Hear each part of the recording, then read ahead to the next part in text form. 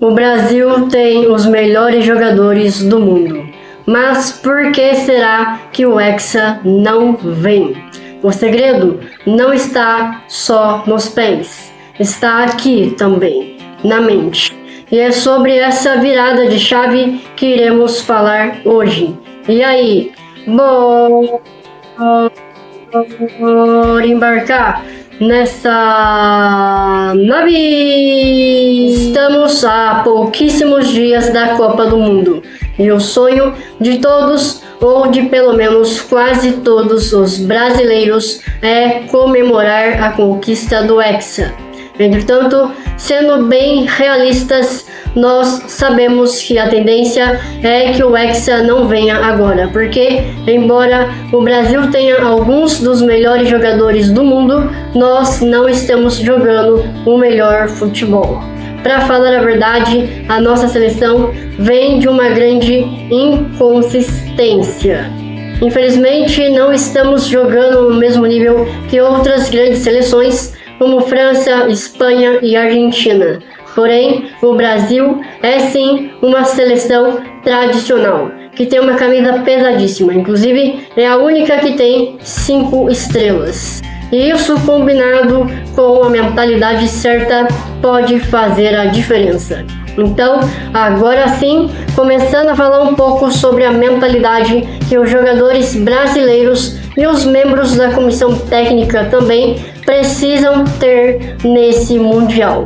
O primeiro ponto que tem que ser trabalhado é a inteligência emocional, porque o Brasil não pode se abater emocionalmente quando estiver com o placar adverso.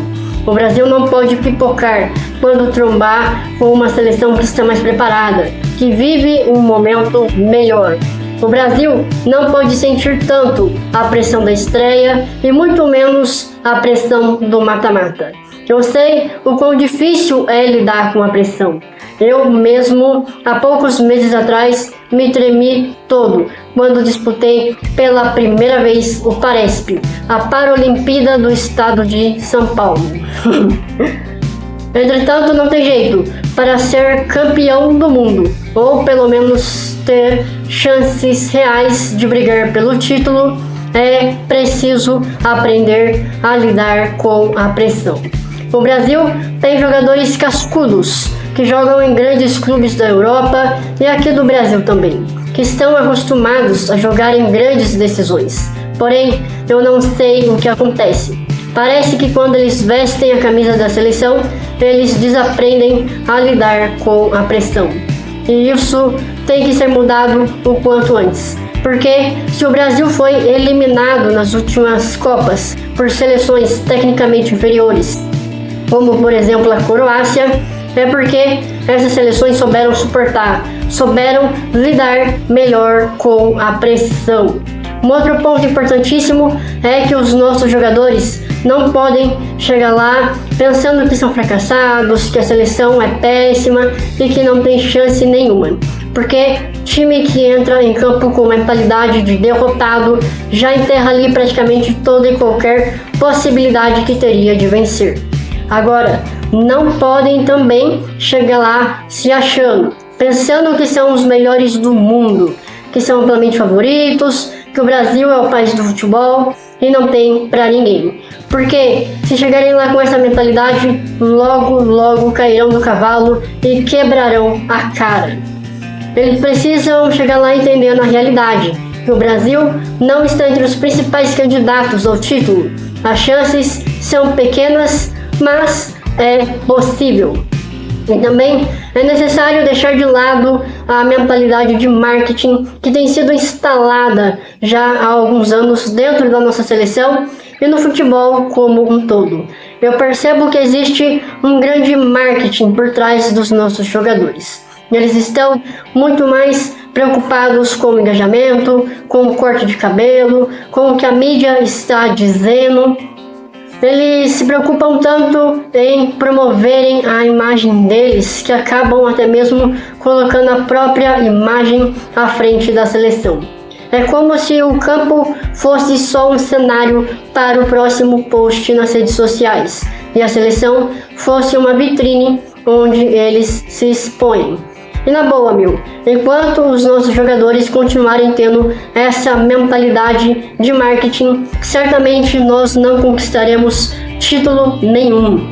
É preciso deixar um pouco as redes sociais de lado, as mídias de lado e concentrar toda a atenção no futebol propriamente dito, porque Copa do Mundo se ganha jogando bola.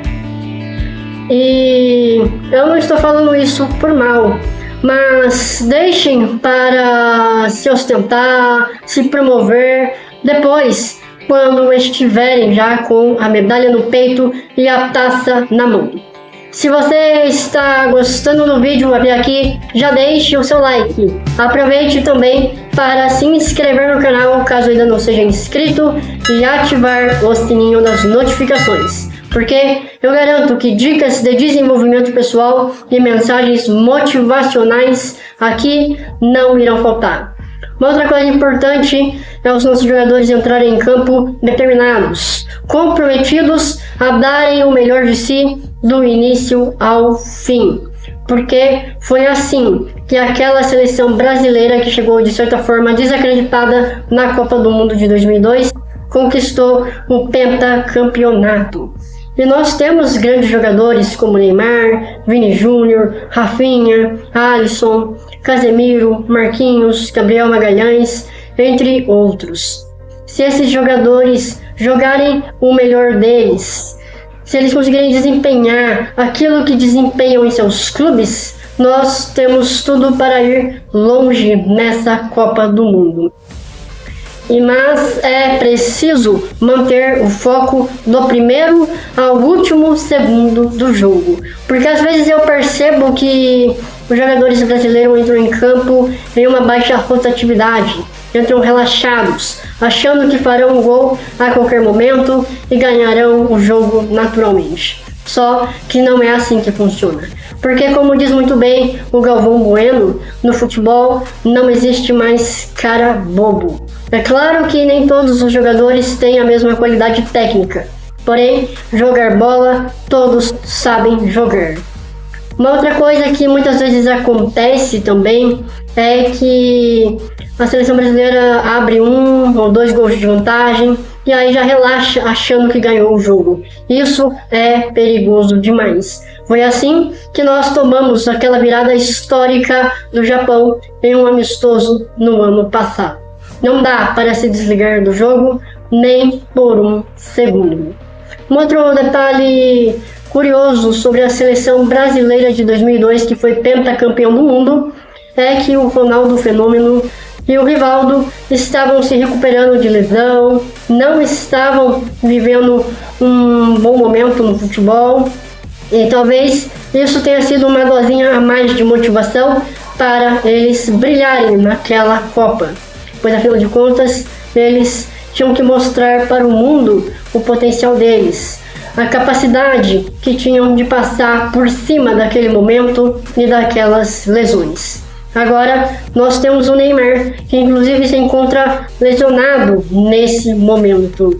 Eu ainda tenho um pouco de dúvidas se ele conseguirá de fato jogar a Copa do Mundo. E o Neymar já não atua em alto nível há bastante tempo. Mas muita gente ainda tem esperança no Neymar. E aí, será que o Neymar ainda pode brilhar? Comente aí qual é a sua opinião sobre o Neymar, as suas expectativas em relação à seleção brasileira e se você concorda ou não com tudo o que eu disse aqui.